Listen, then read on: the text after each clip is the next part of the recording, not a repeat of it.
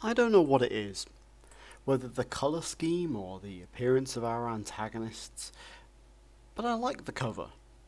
Sure, it's amateurish, but it takes me back to a better time in horror. But is this retro horror fun, or a poor attempt at nostalgia? The cast for Minutes to Midnight is an interesting one. Here you'll find William Baldwin, Richard Greco, horror legend Bill Moseley, Christopher Kratos, Stargate, Judge, Dominic Swain, and pro wrestler John Morrison, formerly Johnny Impact and Johnny Nitro. The most curious thing about this lineup, however, is how badly and scarcely many of them are used. For example, Baldwin, barely in it. Moseley, not exactly a big part.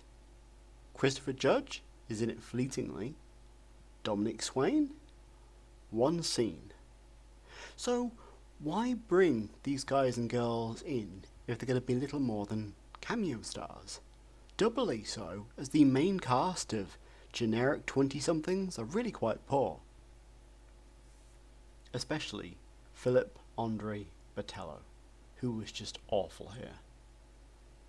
So anyway, we have a band of generic 20-somethings go to a place and gradually get picked off by a trio of murderers. Two of them look quite good. The third is just Moseley in a wig, and this is another movie he's lent his name to, which I question his paying back to the industry mentality. Sure, plenty of guys and girls do it, Robert Englund especially, but they tend to read the scripts first. So, on top of all these generic characters is the brooding Travis Krenner, played by Morrison, a man searching for his missing brother. Yep, I guess he's arguably the lead here. It's hard to tell though. The action is very disappointing. Our slashers seem rather wasted, especially Calypso, who barely gets a look in. And the kills? Forget about it. Dreadful and often off camera. Oh, speaking of cameras, that's one of the most notable things about the film. The camera work is dreadful, to the point where it looks like it's an unmounted camera held by someone very unsteady as it swings around, shaking randomly when it's supposed to be a static scene. Sure, it has redeeming features, but the cast is wasted, the kills are terrible, and the whole thing feels rushed. I award Minutes to Midnight a 4 out of 10.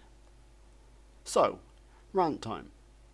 I'm informed that this won the People's Telly Silver Award. I don't know what this is and honestly can't bring myself to Google it. It simply has to be shilled. This isn't one of those arrogant, pretentious, I say it's bad so it's bad situations. It's more there are so many movies out there, and if this won an award over them, then someone's balls got licked at some stage of the decision making process. I'm not saying it was the lesser Baldwin.